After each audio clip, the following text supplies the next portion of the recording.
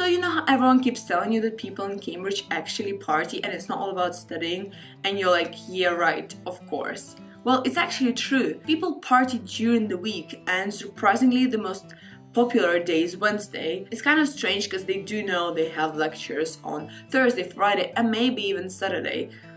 But I guess it's the end of Cambridge week that starts on Thursdays. The biggest parties for everyone are at the end of each term. You work hard and then you want to party hard. So of course the biggest overnight parties are after the exams in June. They are called either June events or May balls. Those happen in every college, but King's also has 2 more parties during the year, in December and in March. So at the end of Michaelmas and Lent terms. It's called the MINGLE. It's mainly for college members, but of course there are guest tickets. Last December I went back to Russia as soon as lectures finished because first years were kicked out of our accommodation so that interviewees could have a place to stay. But in March I decided to stay a little bit longer. Now, I don't smoke, drink or enjoy the nightlife of Cambridge. I think a year ago it was a difficult topic for me to discuss because I kind of felt the pressure, but I don't think it has to be a difficult topic. The thing is, it's only later on that I met people who were also not fans of Cambridge pop culture, and I liked how they didn't have to defend their opinion on that. Seriously, the more unsure you are about your views on drinking,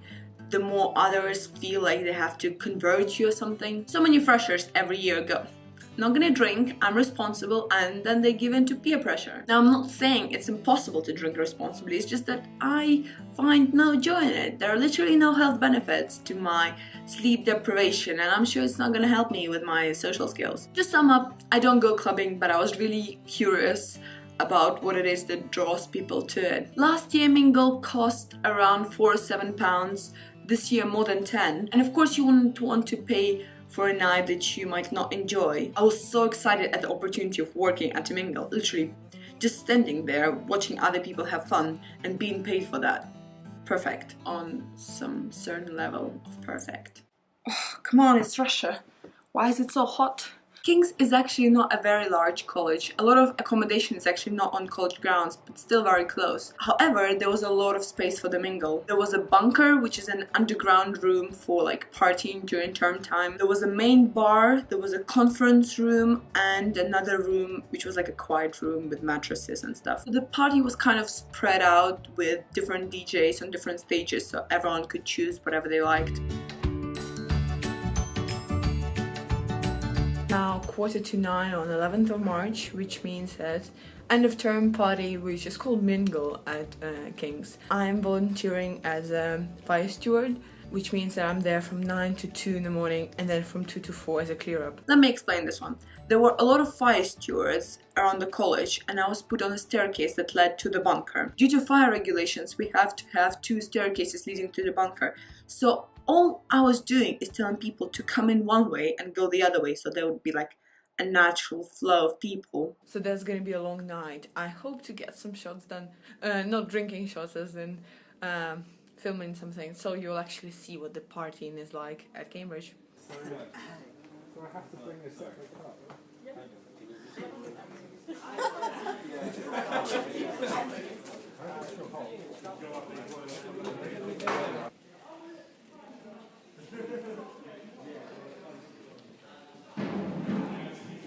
It's been more than an hour now and it's really boring. So I keep sending people the other way so they can't come back upstairs here. And they like really listen to me, which is nice. I met another girl from Moscow, but she's an exchange student from MIT doing computer science, which is amazing. How is it even possible? I keep meeting people at really weird places and also revising a bit. But I don't understand anything from the notes. Not because of the loud music, but because the notes are so bad. Okay. I'm not that nerdy, and bringing the notes was probably the worst decision ever. I had 10% battery in my phone because I played every single game possible, and I couldn't really listen to my music in my headphones because the music in the bunker was just too loud. It's been another hour, my phone is dying, and it's still, like, the music is just to-doom, like, it's not the kind of music that I expected. People go here like underwear. I'm like in a coat and I'm so cold. I would love to be like sitting next to heating, but nope.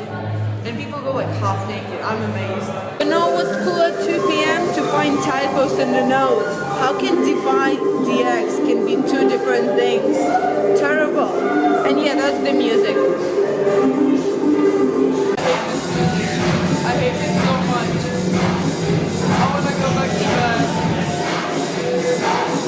had this kind of small breakdown after midnight because I was just standing in a very small space without anyone to interact with.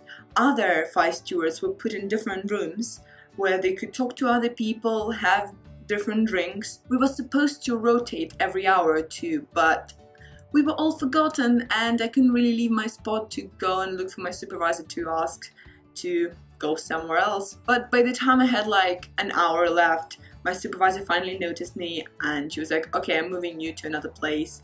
Here is some water, relax, everything's fine. I wasn't crying actually, but it was not a nice experience.